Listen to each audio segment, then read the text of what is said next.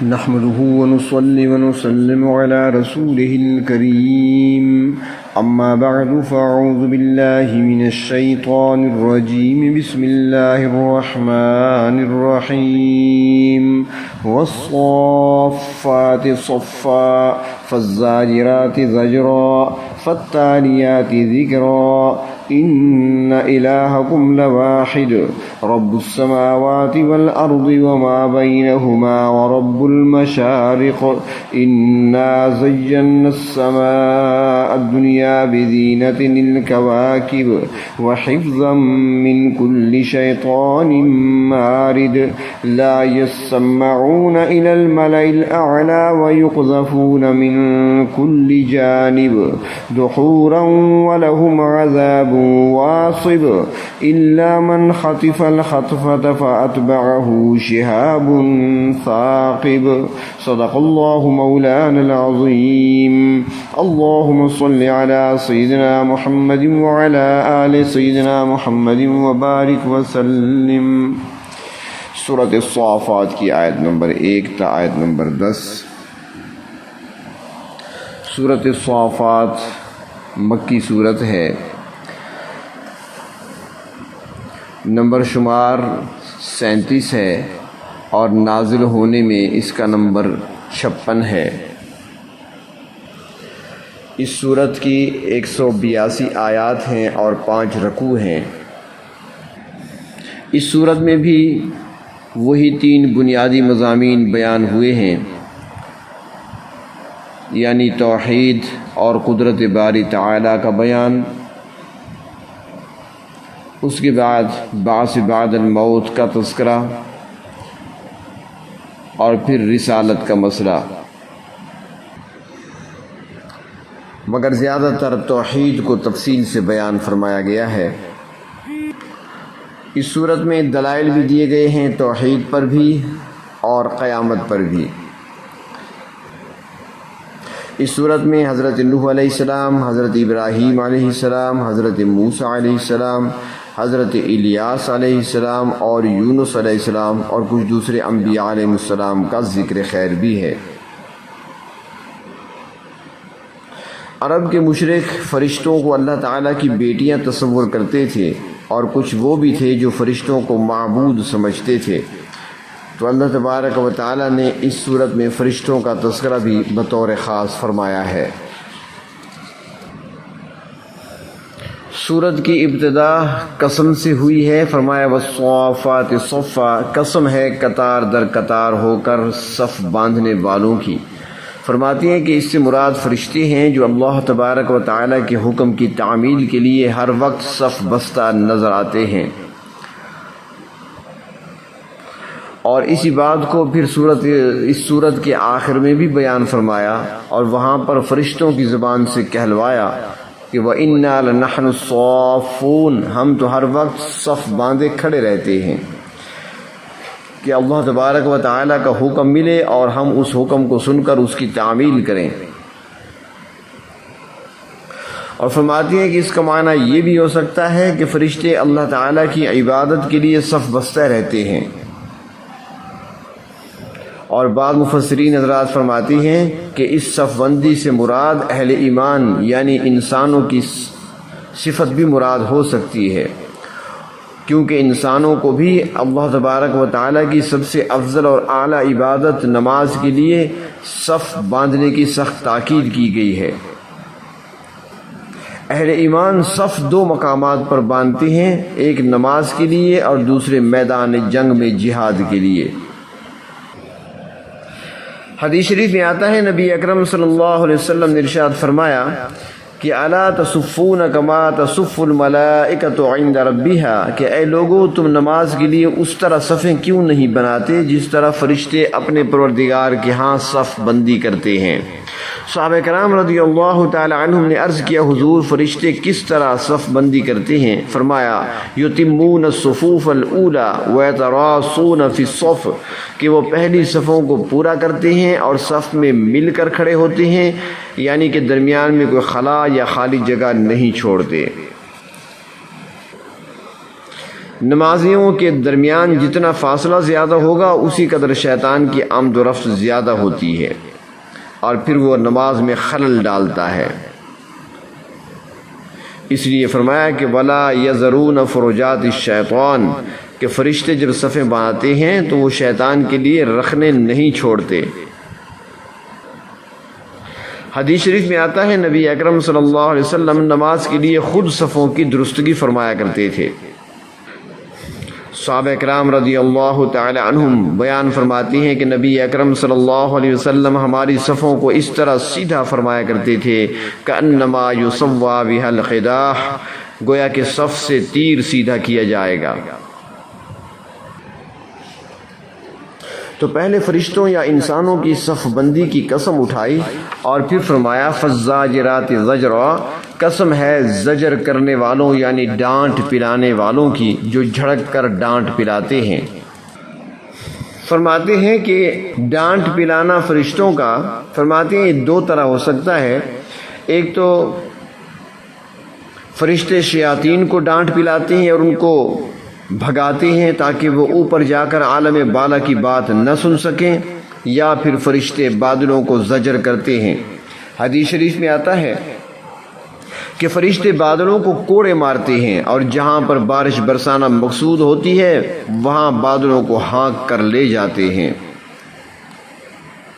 اور فرماتے ہیں کہ اس سے مراد یہ بھی ہو سکتی ہے کہ مجرموں کو گناہ سے باز رکھنے کے لیے ان کو ڈانٹ پلائی جائے۔ آگے فرمایا فالتالیات ذکرا، قسم ہے ذکر کی تلاوت کرنے والوں کی۔ فرماتے ہیں اس سے مراد یا تو اللہ تعالیٰ کے فرشتے ہیں، وہ اللہ تعالیٰ کے ہر حکم کی تلاوت کرتے ہیں، یعنی اللہ تبارک و تعالیٰ کی طرف ہمتاً گوش رہتے ہیں، اور یا پھر اس سے انسان مراد ہو سکتے ہیں جو اللہ کے ذکر میں مصروف رہتے ہیں، کیونکہ اللہ تبارک و تعالیٰ نے ذکر کی کثرت کا حکم دیا ہے۔ سورۃ جمعہ میں فرمایا وَاذْكُرُوا اللَّهَ كَثِيرًا لَعَلَّكُمْ تُفْلِحُونَ، اللہ کا کثرت سے ذکر کیا کرو تاکہ تمہیں کامیابی نصیب ہو۔ اور سورۃ عنکبوت میں فرمایا وَلَذِكْرُ اللَّهِ أَكْبَرُ کہ اللہ کا ذکر ہر چیز سے بڑا ہے۔ اللہ تبارک و تعالیٰ نے تین قسمیں اٹھانے کے بعد فرمایا ان الہکم لواحد، بے شک تمہارے معبود ایک ہی معبود ہیں۔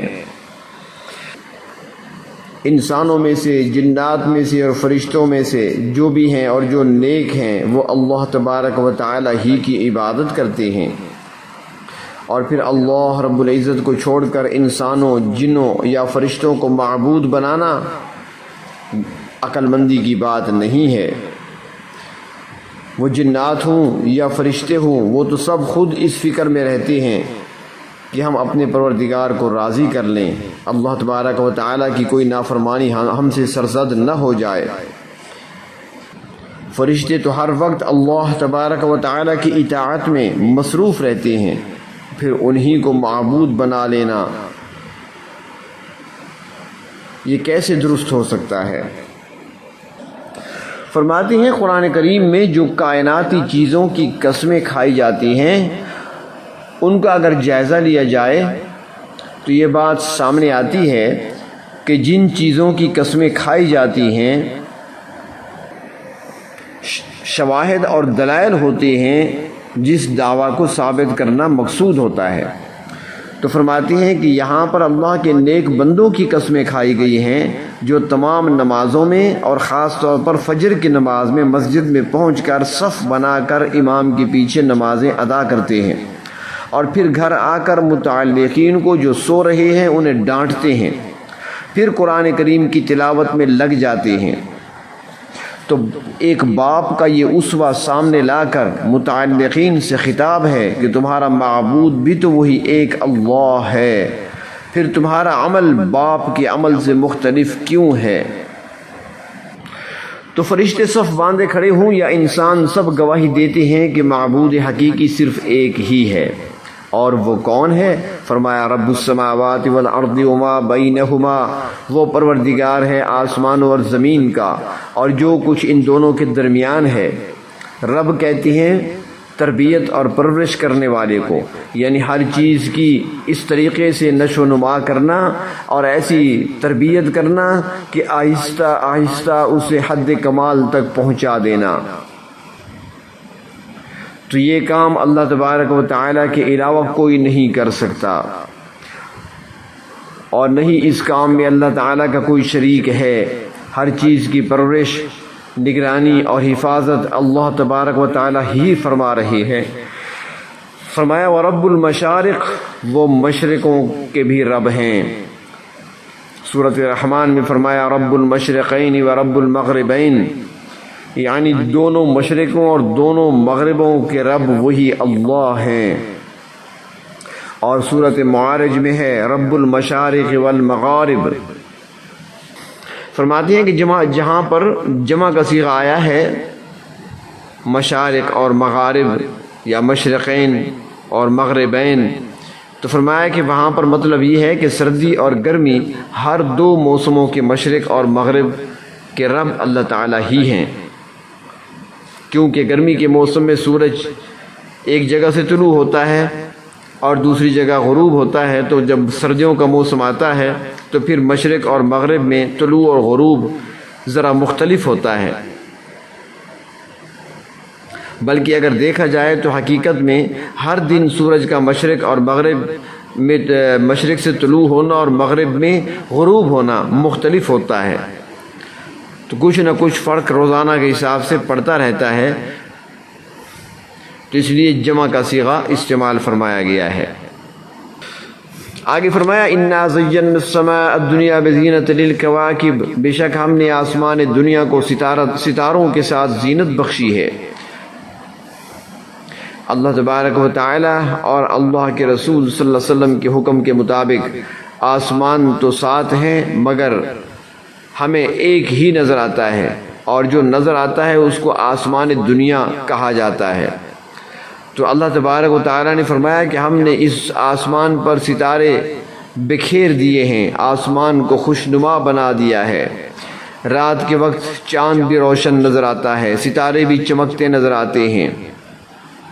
اور اگر پھر دیکھا جائے تو یہ ستارے کروڑوں کی تعداد میں، اربوں کی تعداد میں ہیں،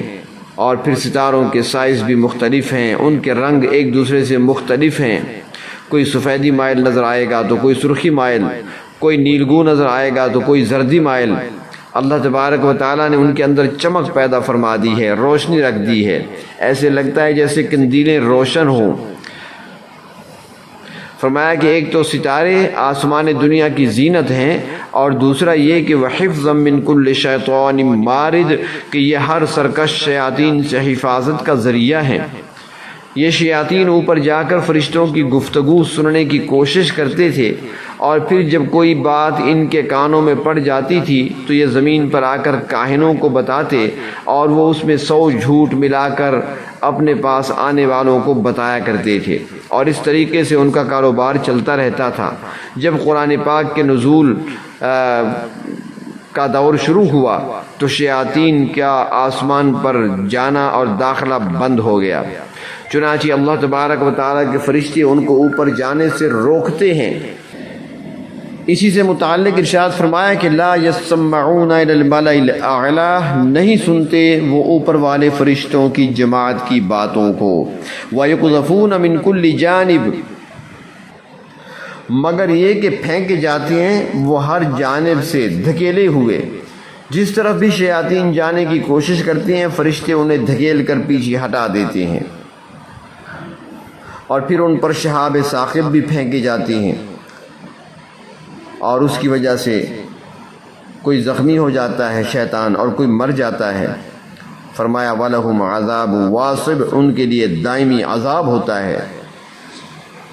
کیونکہ شیاطین خود بھی اللہ کے نافرمان ہیں اور دوسروں کو بھی نافرمانی کے راستے کی طرف لے جاتے ہیں، انسانوں کے دلوں میں وسوسے ڈالتے ہیں۔ إِلَّا مَنْ خَطِفَ الْخَطْفَةَ، پھر شیاطین میں سے کسی نے اوپر جا کر مار کھانے کے باوجود فرشتوں سے کوئی بات اچک لی، اس نے کوئی بات سن لی، تو فَأَتْبَعَهُ شِهَابٌ ثَاقِبٌ، تو ان کے پیچھے چمکتا ہوا شہاب لگ جاتا ہے اور وہ اس کے پیچھے بھاگتا ہے۔ شیاطین کی کوشش جاری رہتی ہے اور وہ آج تک یہ کام کرتے رہے ہیں اور کرتے رہیں گے تاکہ کسی نہ کسی طریقے سے انسانوں کو گمراہی کے راستے پر ڈال سکیں۔ جس طرح وہ اپنی شیطانی کاموں میں لگے رہتی ہیں، اس طرح شہاب ثاقب بھی ہمیشہ ان کا پیچھا کرتے رہیں گے اور انہیں بھگاتے رہیں گے۔ حدیث شریف میں آتا ہے کہ جب فرشتوں کو کسی امر کی وحی کی جاتی ہے تو شیاطین آسمان کے قریب جا کر اس کو چرانے کی کوشش کرتے ہیں، تو پھر تارا ٹوٹتا ہے اور شیطان کو جلا دیتا ہے۔ اور کبھی ایسا بھی ہوتا ہے کہ وہ کوئی ادھوری بات نیچے والے اپنے دوسرے شیطان کو بتا دیتا ہے اور اس طریقے سے وہ کاہن تک بات پہنچ جاتی ہے اور پھر وہ اس میں جھوٹ ملا کر آگے پیشن گویاں کرتا ہے۔ اللہ تبارک و تعالی شیطان کے شر اور اس کے داؤ سے ہماری حفاظت فرمائیں۔ وآخر دعوانا ان الحمد للہ